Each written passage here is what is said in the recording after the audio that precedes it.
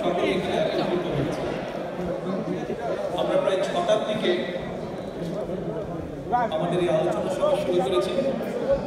এখানে বহু বক্তা আজকের এই তিনটি সম্পর্কে তাদের স্ব অবস্থান থেকে বক্তব্য রেখেছে।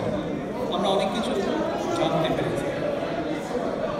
প্রিয় ভাই বোনেরা, এই যে দিবস 7ই নভেম্বর, এই 7ই নভেম্বর কেন হয়েছিল বা কি বিষয় তার যুক্ত একটি তাৎপর্য আছে, তাদের একটি উদ্দেশ্য তাৎপর্য, একটি চেতনা আছে 7ই নভেম্বর।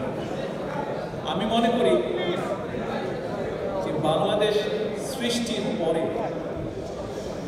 3টি দিন বাংলাদেশ যতদিন থাকবে, যতদিন বাংলাদেশিরা থাকবে, তাদের প্রত্যেকের জীবনে, বাংলাদেশের ইতিহাসে, বাংলাদেশ নামক দেশটির ইতিহাসে ততদিন পর্যন্ত 3টি দিন আমি মনে করি খুব গুরুত্বপূর্ণ 3টি দিন।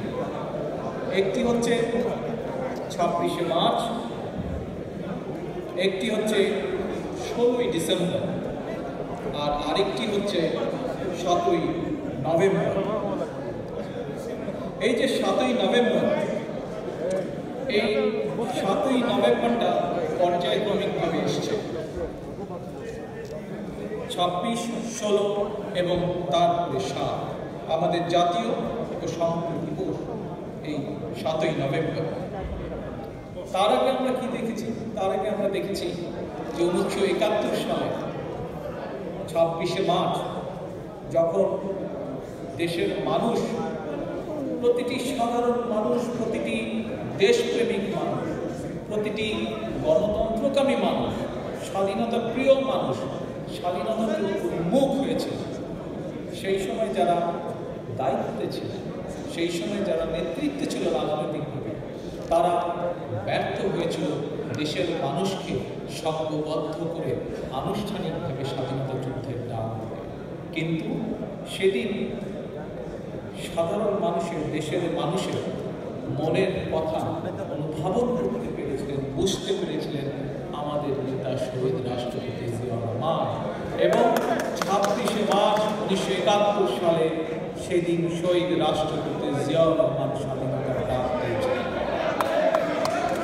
প্রিয় উপস্থিতিবৃন্দ,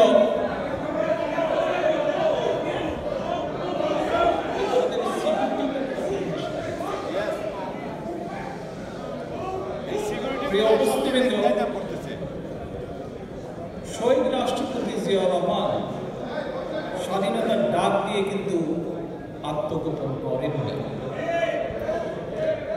আমরা দেখেছি সেদিন যারা রাজনৈতিক নেতৃত্ব ছিল তারা অনেক বড় বড় কথা বলেছিল, কিন্তু যখন যুদ্ধের ডাক আসলো তাদের কাউকে দেশের মানুষ খুঁজে পায়নি। হ্যাঁ, খুঁজে পেয়েছিল কিছুদিন পরে পার্শ্ববর্তী দেশের একটি শহর, কলকাতা শহরে। শহীদ রাষ্ট্রপতি জিয়াউর রহমান যুদ্ধের ডাক দিলেন। যুদ্ধের ডাক দিয়ে ঘরে বসে না থেকে, আত্মগোপন না করে, বরং অস্ত্র হাতে যুদ্ধে ঝাঁপিয়ে মুক্তিযোদ্ধাদেরকে একইভাবে ঘটনা পরিক্রমায় দেশের পরিস্থিতিতে যখন 7ই নভেম্বর উপস্থিত হলো, ভাই বোনেরা, 7ই নভেম্বরে যখন সিপাহী জনতা মিলিতভাবে শহীদ রাষ্ট্রপতি জিয়াউর রহমানকে বন্দি দশা থেকে বের করে নিয়ে আসলেন, ঠিক তখন কিন্তু জাতি দিশেহারা ছিল। জাতি তখন দিশেহারা। সেই দিশেহারা জাতিকে আবার নেতৃত্ব দিয়ে, সংগঠিত করে, একত্রিত করে দেশ গঠনের কাজে শহীদ রাষ্ট্রপতি জিয়াউর রহমান দেশ গড়ার দায়িত্ব নিলেন, দেশ গড়ার দিকে মনোনিবেশ করলেন। প্রিয় উপস্থিতিবৃন্দ, বাংলাদেশের ইতিহাসে এই যে 7ই নভেম্বরের দিনটি, এখানে আপনারা যারা উপস্থিত আছেন, আমরা যারা মোটামুটি একই বয়সের, 50 60-এর কাছাকাছি বা মোটামুটি 40 যারা বয়স, আমরা বহু বছর ধরে দেখেছি, বহু বছর ধরে আমরা দেখেছি যে 7ই নভেম্বর দেশের মানুষ উৎসাহ করে, উদ্দীপনা নিয়ে বছরের পর বছর কিন্তু আমরা লক্ষ্য করলাম দেশের মানুষ লক্ষ্য করল যে বিগত বছর যাবত এই জাতীয় সংহতি দিবসকে রাষ্ট্রীয়ভাবে পালন করা হয় না। এখন কেন রাষ্ট্রীয়ভাবে পালন করা না? শুধু রাষ্ট্রীয়ভাবে যে পালন করা হয় না, নট দ্যাট, বরং এটি সম্পর্কে ভিন্নভাবে মিথ্যা রটনা প্রচার করা, মিথ্যে কথা প্রচার করা। এখন কেন এই মিথ্যা কথাগুলো প্রচার করা হয়? এটি কিন্তু একটি গুরুত্বপূর্ণ বিষয়। আজকে এখানে অনেক কথা হয়েছে, অনেক বক্তব্য হয়েছে। আমাদেরকে এখন কিছু বিষয় অনুধাবন করতে হবে। যারা আমরা শহীদ রাষ্ট্রপতি জিয়াউর রহমানের আদর্শে বিশ্বাস করি, যারা দেশনেত্রী বেগম খালেদা জিয়ার নেতৃত্বে আমরা রাজনীতি করি, যারা আমরা বাংলাদেশে বিশ্বাস করি, বাংলাদেশি জাতীয়তাবাদে বিশ্বাস করি, আজ শুধু যুক্তরাজ্য নয়, শুধু ইউরোপ আমেরিকা নয়, সমগ্র দেশ সহ সমগ্র বিশ্বে আমরা যারা বাংলাদেশের অস্তিত্বে বিশ্বাস করি, বাংলাদেশের গণতন্ত্রে বিশ্বাস করি, আমাদের সকলকে আজকে অনুধাবন করতে হবে কতগুলো বিষয়, যে কেন আজ 7ই নভেম্বরের মতন একটি গুরুত্বপূর্ণ দিবস, যেই দিবসটির সাথে জাতির অস্তিত্ব ওতপ্রোতভাবে জড়িত, সেই দিবসটিকে কেন লুকিয়ে ফেলা, সেই দিবসটিকে পালন করা হয় না কেন, কারা পালন করতে দেয় না? আজ এটি আমাদেরকে বুঝতে হবে, জানতে হবে, অনুধাবন করতে হবে। এই দিবসটিকে যদি এখন পালন করতে হয়, এই দিবসটিকে যদি পালন করা হয়, তাহলে সেই যে 75 সালের 7ই নভেম্বর, তার আগে 6ই নভেম্বর পর্যন্ত যারা বাংলাদেশকে বিপথে নিতে চেয়েছিল, যারা পরাজিত হয়েছিল, সেই পরাজিত শক্তি ধরা পড়ে যাবে। পরাজিত শক্তি তারা দেশকে নিয়ে কি করতে চেয়েছিল, দেশের স্বার্থ বিরোধী কি কাজ করতে চেয়েছিল, সেগুলো ধরা পড়ে যাবে। এবং সেই পরাজিত শক্তি আজ যেভাবেই হোক ক্ষমতা দখল করে আছে বাংলাদেশে। আজকে এরা চায় 7ই নভেম্বর বাংলাদেশের মানুষের মন থেকে ঘুরিয়ে দিতে। এখানে আমি মনে করি খুব সংক্ষেপে বলে, যেহেতু সন্ধ্যা থেকে অনেক বক্তব্য হয়েছে, বক্তব্যে অনেক কিছু বেরিয়ে এসে ফুটে এসছে, তারপরে খুব সংক্ষেপে আমি মনে করি যে এই যে বিষয়গুলো, ইতিহাস বিকৃতির বিষয়গুলো খুব সংক্ষেপ হলেও নতুন প্রজন্মের আজকে জানা উচিত। 75 সালের 7ই নভেম্বর সম্পর্কে অস্পষ্টভাবে কিছু হয়তো তাদের জানা আছে। খুব সংক্ষেপে আমি এতক্ষণ কথাটা তুলে ধরলাম। 75 সালের 7ই নভেম্বরের সাথে আরেকটি ঘটনা কিন্তু জড়িত। যারা পরাজিত হয়েছিল 75 সালের 7ই নভেম্বর, তারা কিছুদিন পরে, কিছু বছর আগে তারা তাদের ক্ষমতা আবার ফিরে পেয়েছে। কিন্তু এর মধ্যে কতগুলো ঘটনা ঘটেছে, তার মধ্যে একটি ঘটনার কথা আমি উল্লেখ করতে চাই। নিশ্চয়ই আপনাদের মনে আছে, নতুন প্রজন্মের মনে আছে, যারা নতুন প্রজন্মের আজকে তোমাদের মনে আছে 2009 সালের ঘটনা, বেশি দিন আগের ঘটনা। কি ঘটনা? বিডিআর পিলখানায় একটি হত্যাযজ্ঞ হয়েছিল। আমাদের 71 সালের স্বাধীনতা যুদ্ধেও আমাদের 57 জন আর্মি অফিসার বা সেনাবাহিনীর অফিসার বা সামরিক বাহিনীর অফিসার মারা যায়। কিন্তু 2009 সালে আমাদের যে বিডিআর পিলখানায় যে হত্যাযজ্ঞ ছিল, সেখানে 57 জন অফিসার মারা গিয়েছে।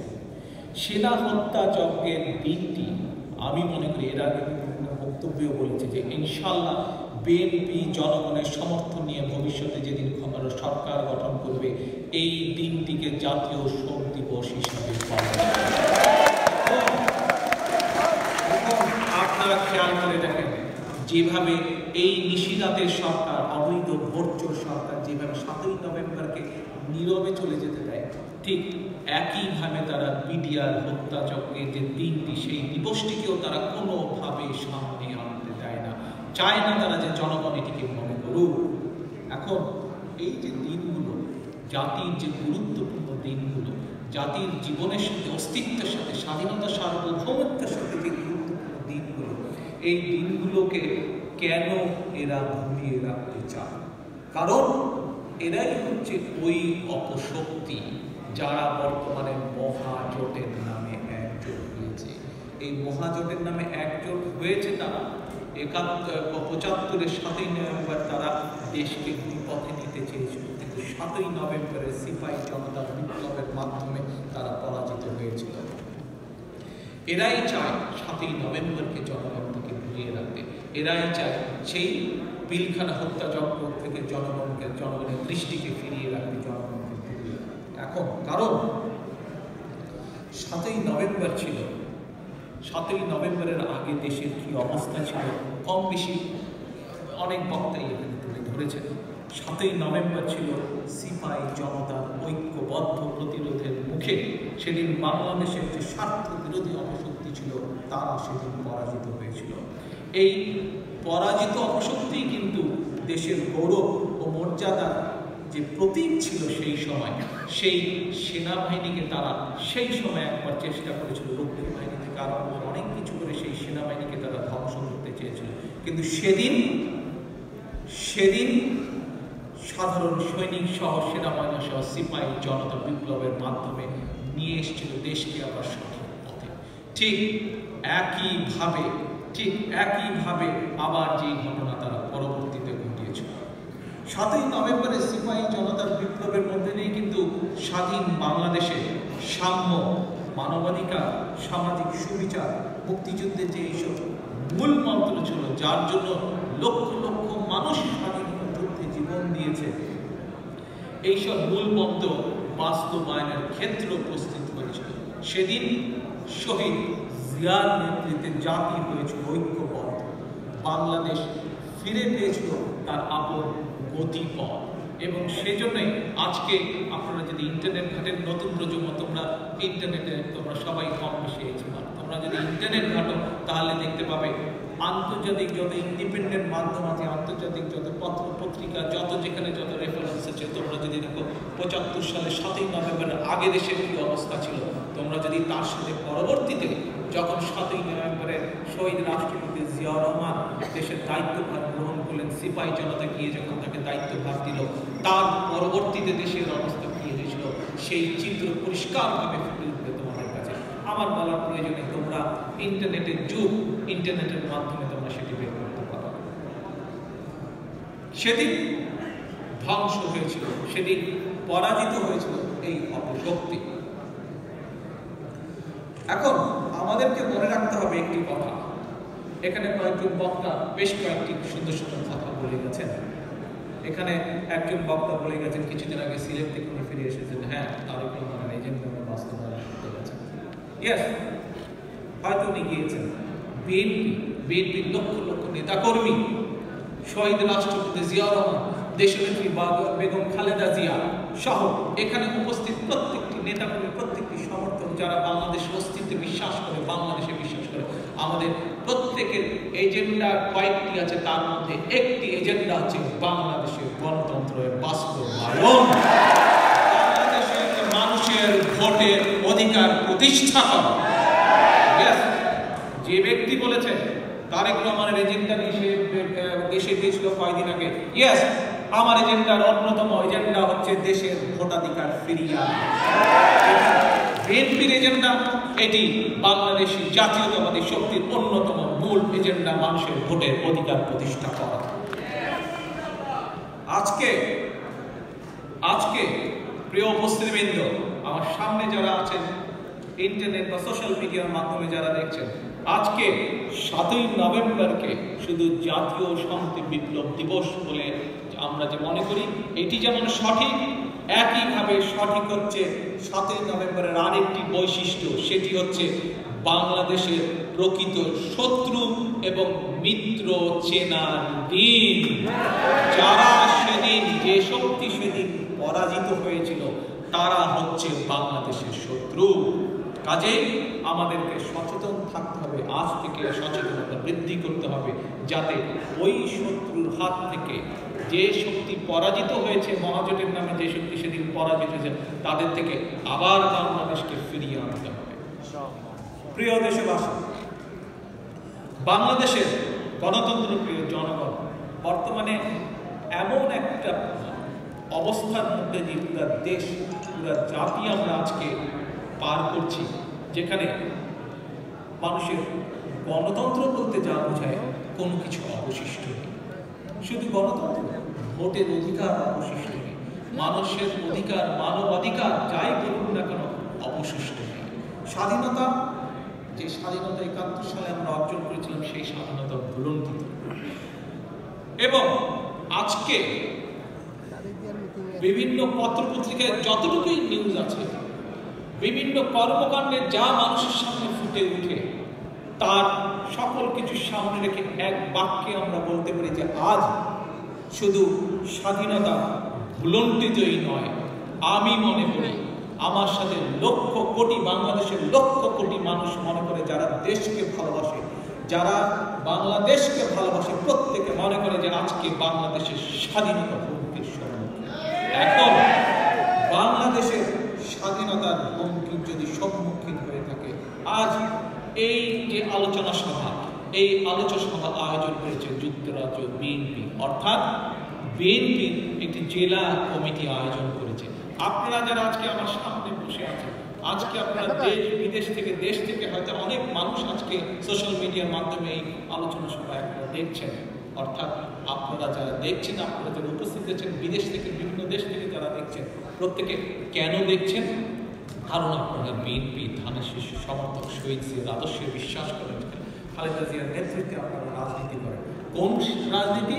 যে রাজনীতি বিশ্বাস করে বাংলাদেশের অস্তিত্বে, যে রাজনীতি বিশ্বাস করে বাংলাদেশের মানুষের স্বাধীনতায়, যে রাজনীতি বিশ্বাস করে বাংলাদেশের মানুষের ভোটের অধিকারে, যে রাজনীতি বিশ্বাস করে ৭১ সালের যে আমাদের মূল মন্ত্র মানবাধিকার, ভোটাধিকার, এইসব মূল মন্ত্রে যারা বিশ্বাস করে, যে রাজনীতি বিশ্বাস করে ১৯৭৫ সালের ৭ই নভেম্বরের চেতনা, সেই রাজনীতিতে আপনারা বিশ্বাস করেন বলেই আজকে আমরা সব একত্রিত হয়েছি, এই আলোচনায় যোগদান করেছি। এবং আমাদের দিকে তাকিয়ে আছে বাংলাদেশের লক্ষ কোটি মানুষ, আপনাদের দিকে তাকিয়ে আছে বাংলাদেশের লক্ষ কোটি মানুষ, যে তাদের যে অধিকার হারিয়ে গিয়েছে সেই অধিকার তাদেরকে আপনারা ফিরিয়ে দিবেন। কারণ ৭১ সালে আপনাদের নেতা সেই অধিকার বাংলাদেশের মানুষের জন্য প্রতিষ্ঠিত করেছিল জীবন যুদ্ধ বাজি রেখে। ১৯৯১ সালে আপনাদের নেত্রী সেই অধিকার প্রতিষ্ঠিত করেছিলেন স্বৈরাচারের পতনের মাধ্যমে। এখন আপনাদের পালা সেই বাংলাদেশের মানুষের অধিকারকে আবার পুনঃপ্রতিষ্ঠিত করতে। প্রিয় উপস্থিতিবৃন্দ,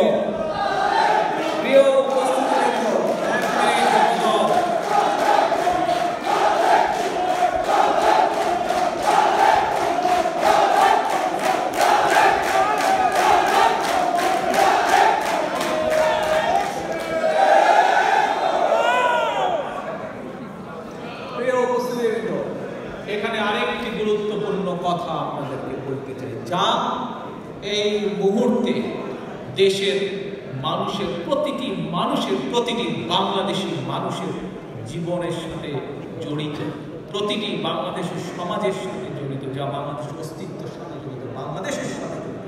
কি সেটি?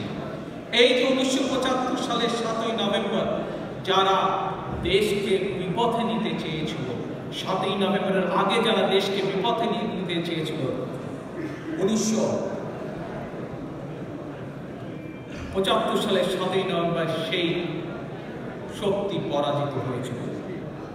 ২০০৭ সালে কিন্তু সেই পরাজিত অপশক্তি ২০০৭ সালে তারা তথাকথিত 1-11-এর মাধ্যমে তারা সফল হয়েছিল।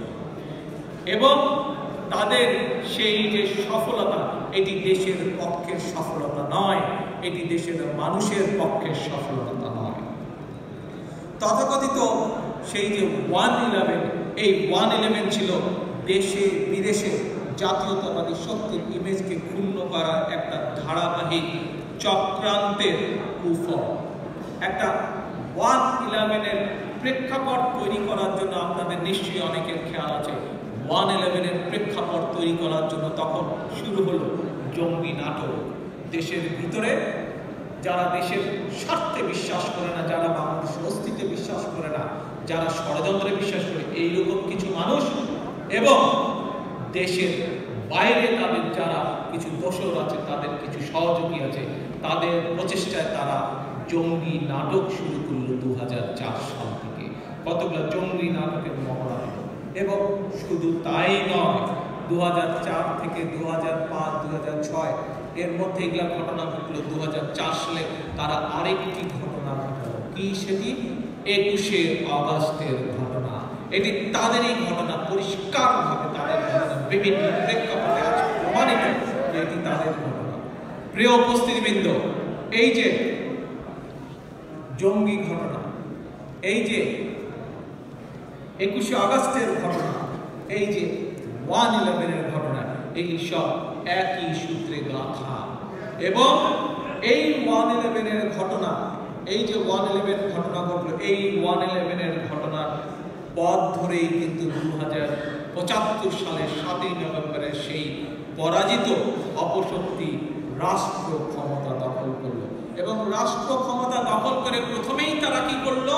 প্রথমেই তারা যে কাজটি করলো, একটু আগে বক্তব্যের শুরুতে যে কথাটি আপনাদেরকে আমি বলেছিলাম, 1/11 এর এই যে পরাজিত অপশক্তি 75 সালে তারা 1/11 ক্ষমতায় আসার সাথে সাথে যে কাজটি 2009 সালে তারা শুরু করলো সেটি হচ্ছে বিডিআর পিলখানা সেই হত্যাযজ্ঞ, অর্থাৎ বাংলাদেশের যে স্বাধীনতার প্রথম প্রতীক, শক্তি, স্বাধীনতা, সার্বভৌমত্বের প্রতীক, সেই প্রতীক, সেই সেনাবাহিনী, সুসংগঠিত সেনাবাহিনীকে, সেই ঘোষিত বেগম রায়দুল্ল আর জগৎ শেঠদের মতন মির্জাফর চক্রের আঘাত আনল এই সেনাবাহিনী।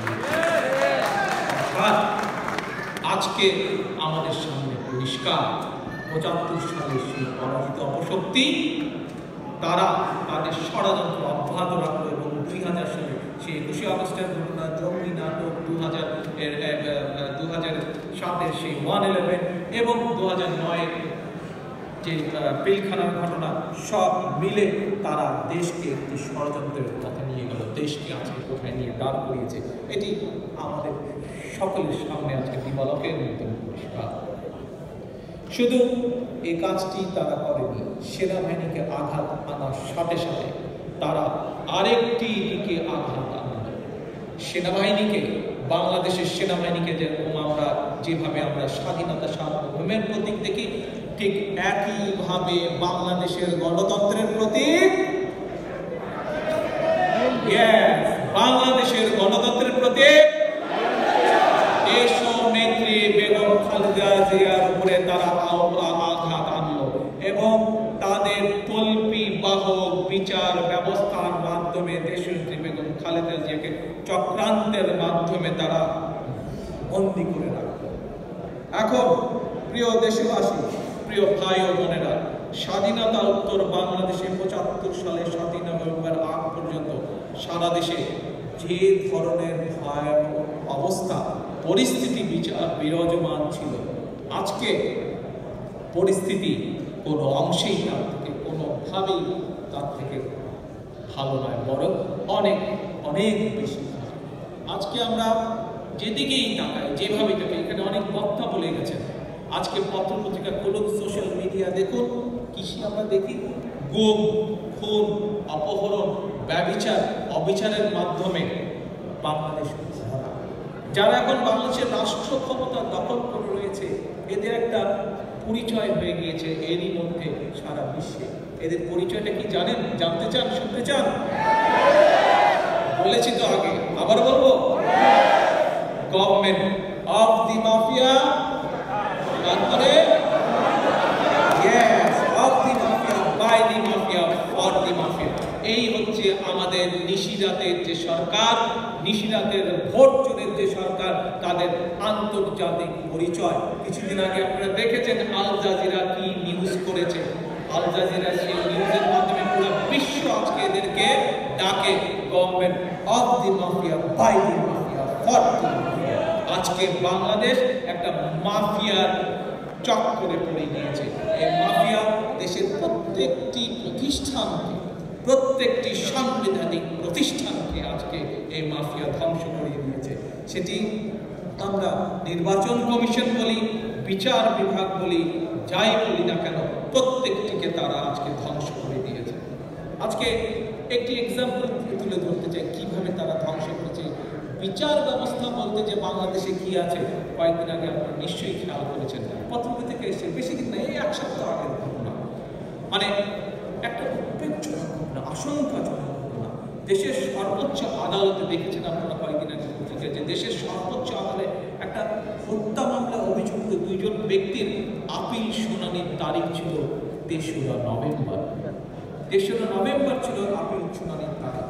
হাইকোর্টে যেদিন আপিল শুনানির তারিখ নির্ধারিত ছিল সেদিন আসামি পক্ষের উকিল এসে কোর্টে জানালো যে আপিল নিষ্পত্তির ৪ বছর আগেই যশোর কারাগারে তাদেরকে মৃত্যুদণ্ড কার্যকর করা হয়ে গিয়েছে।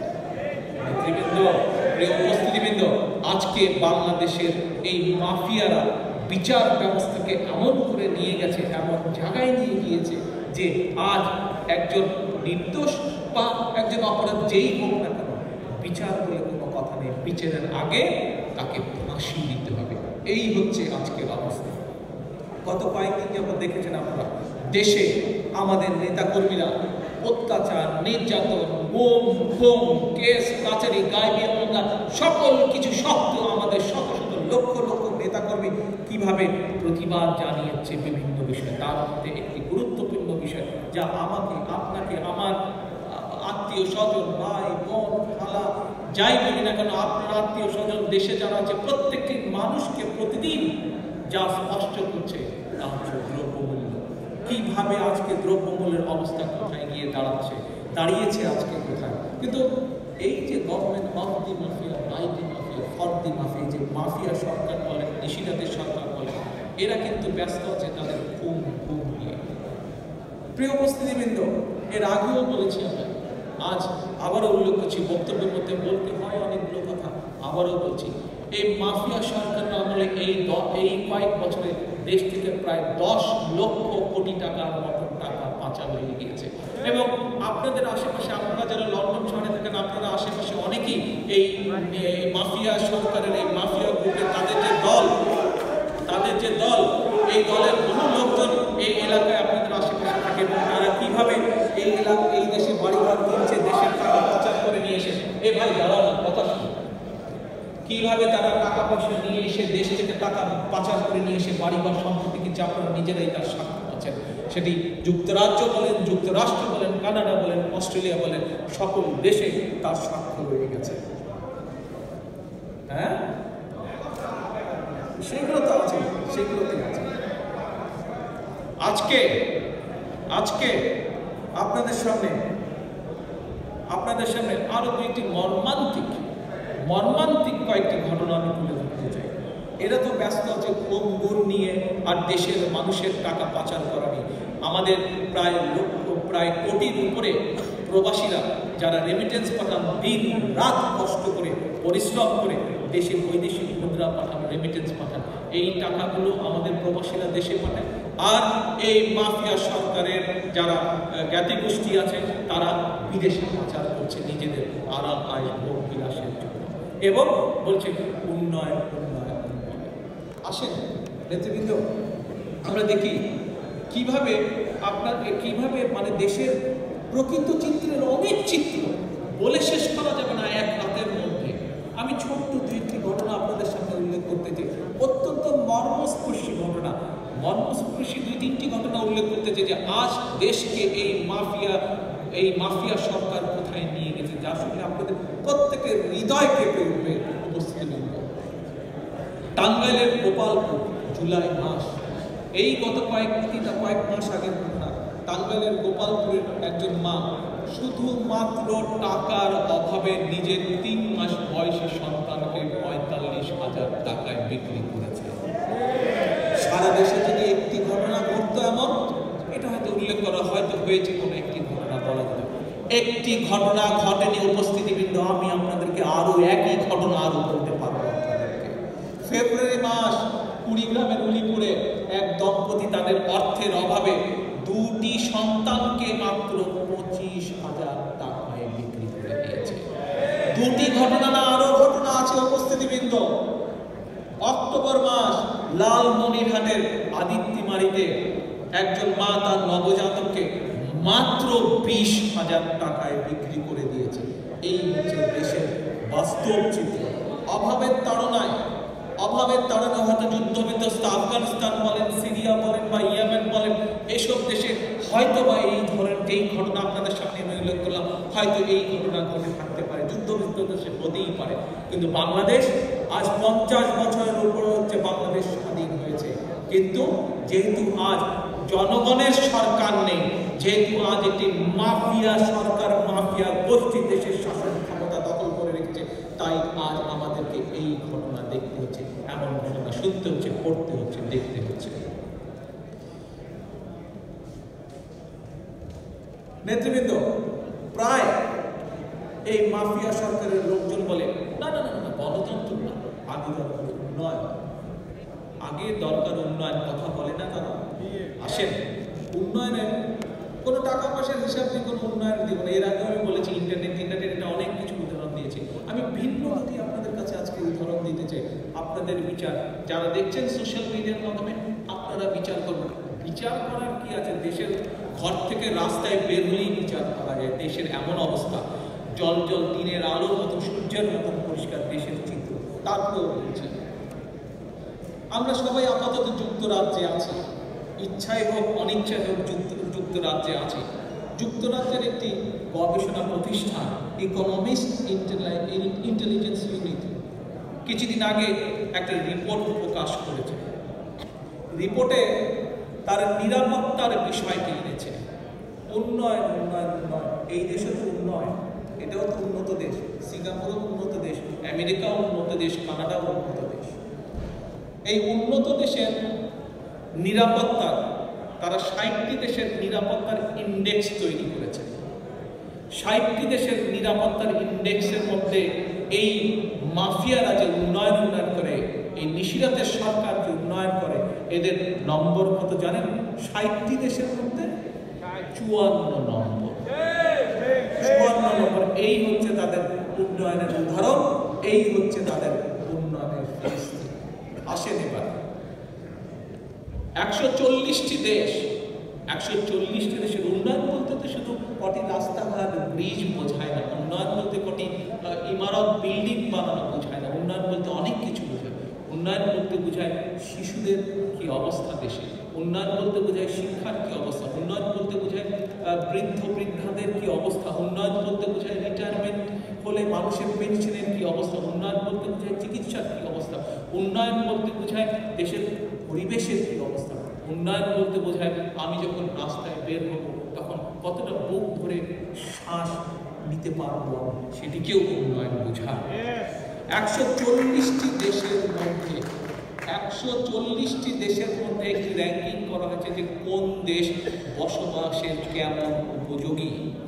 এই 140টি দেশের 140 নম্বরে রয়েছে দামেস্কো। দামেস্কো কোথায় জানেন তো? সিরিয়া, যেখানে গত 8 বছর যাবত যুদ্ধ চলছে। এটি হচ্ছে 140 নম্বর। এবং এই মাফিয়া, এই নিশিরাতের ভোট টাকার সরকার আমাদের প্রিয় মাতৃভূমিকে কত নম্বরে নিয়েছে জানেন?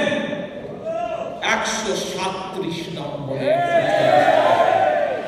তারা সমগ্র বাংলাদেশটিকে চুষে লুটতরাজ করে ডাকাতি করে তারা 137 নম্বরে বসবাসের অনুপযোগী করে তুলেছে।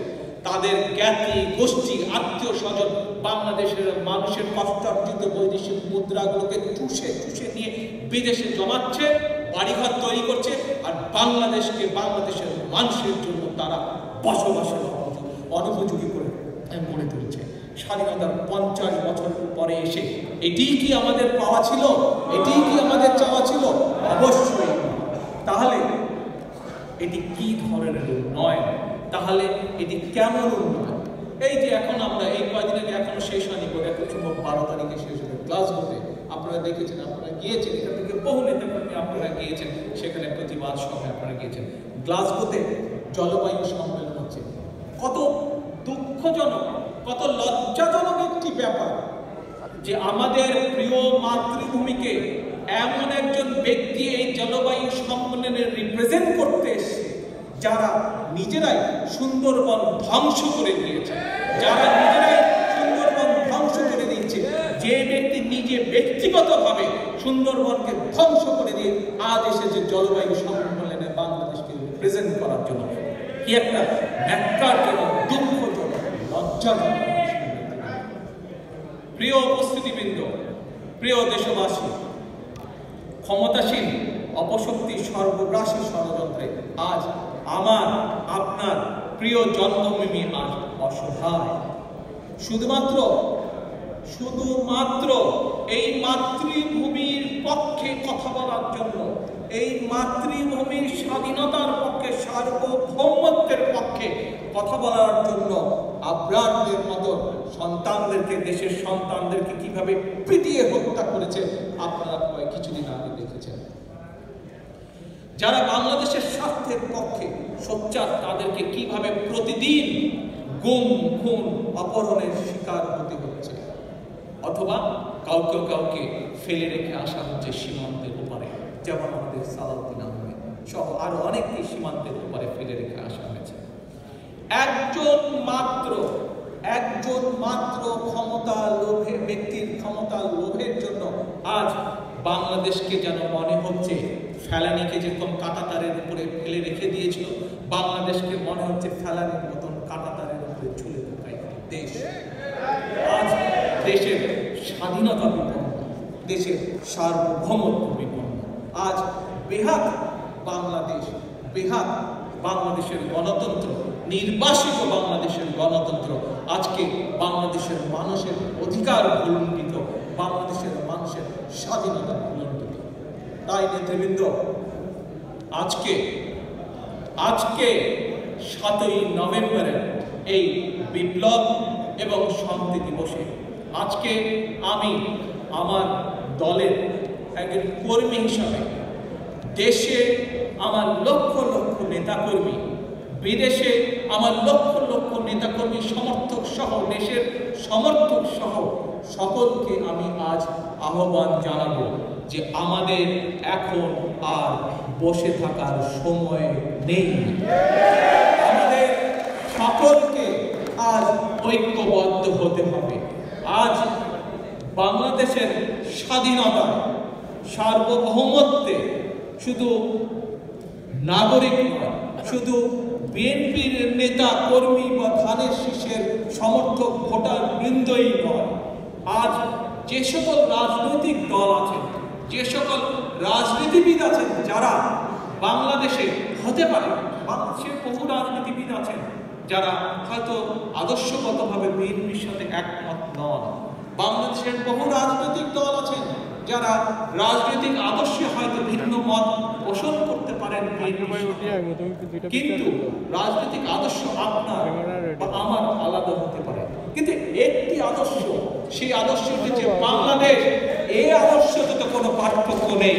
কাজেই আজ আমি আহ্বান করব একজন রাজনৈতিক দলের একজন রাজনৈতিক কর্মী হিসাবে যে বাংলাদেশে যারা বিশ্বাস করে, বাংলাদেশের স্বাধীনতার অস্তিত্বে যারা বিশ্বাস করেন, আজ সময় উপস্থিত।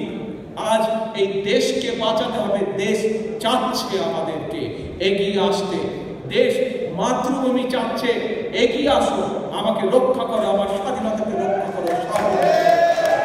আজ সময় এসেছে আমাদের ঐক্যবদ্ধ হবার, আর সময় এসেছে আমাদের ঐক্যবদ্ধ হয়ে এই মাফিয়াদেরকে পরাজিত করা, দেশকে শৃঙ্খলা মুক্ত করা। আজ আমাদেরকে এই অপশক্তির হাত থেকে আমাদেরকে দেশকে রক্ষা করতে হবে, ঐক্যবদ্ধ হতে হবে, দেশকে বাঁচাতে হবে।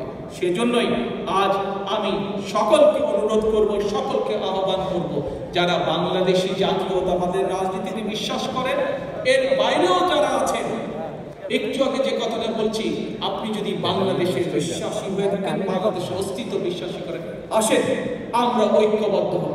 আজ অনেকে বলে যে তরুণ প্রজন্ম বলে রাজনীতিতে ইন্টারেস্টেড না, তারা আগের মতন ইন্টারেস্টেড না রাজনীতিতে।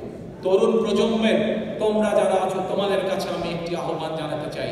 তোমরা গত 18 সালের নির্বাচন দেখেছো, তোমরা কি ভোট দিতে পেরেছো?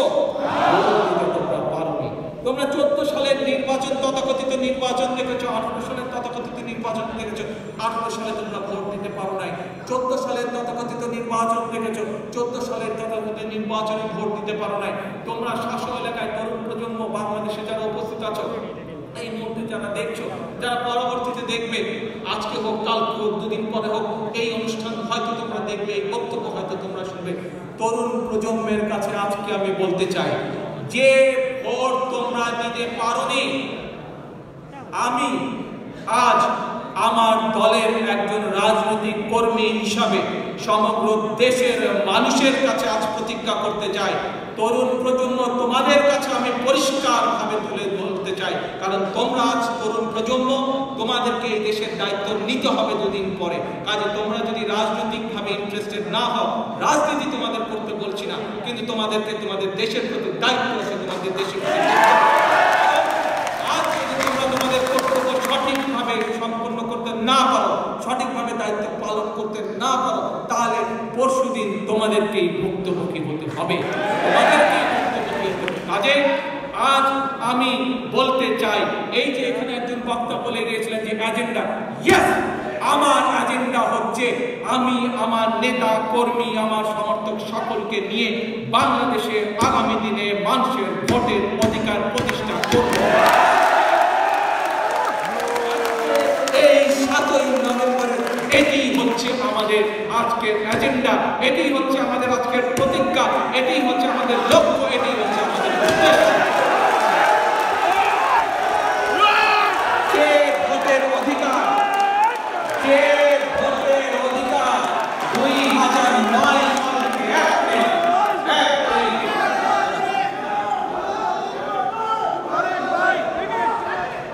জাতীয় নির্বাচন সহ বাংলাদেশের, সেটি ইউনিয়ন পরিষদের নির্বাচন, সেটি পৌরসভার নির্বাচন, সেটি উপজেলা নির্বাচন, যেই প্রত্যেকটি নির্বাচনে গত 10-12 বছর যাবৎ বাংলাদেশের কোনো ভোটার, কোনো মানুষ, সেটি নতুন প্রজন্ম হোক, সেটি পুরনো প্রজন্ম, কেউ ভোট দিতে পারেনি। আজ বিএনপির প্রতিজ্ঞা দেশের মানুষের কাছে, আসুন আমাকে ভোট দিতে হবে এমন কোনো কথা নেই, আপনার ভোট আপনিই দিবেন, যাকে ইচ্ছা আপনি দিবেন, কিন্তু আমার হাতকে আপনি শক্তিশালী করুন, আমাকে সহযোগিতা করুন, যাতে আমি আপনার ভোটের অধিকার প্রতিষ্ঠা করতে পারি। আসুন আজকে আমাদের স্লোগান হোক, 75 সালে যে অপশক্তি পরাজিত হয়েছিল ষড়যন্ত্রের মাধ্যমে, 111-এর মাধ্যমে, সেই অপশক্তি আজ দেশের ক্ষমতা দখল করেছে। আসুন আজ আমাদের স্লোগান, আমাদের লক্ষ্য, আমাদের উদ্দেশ্য মানুষের ভোটের অধিকার প্রতিষ্ঠা করা। Take back Bangladesh. আল্লাহ হাফেজ। বাংলাদেশ জিন্দাবাদ।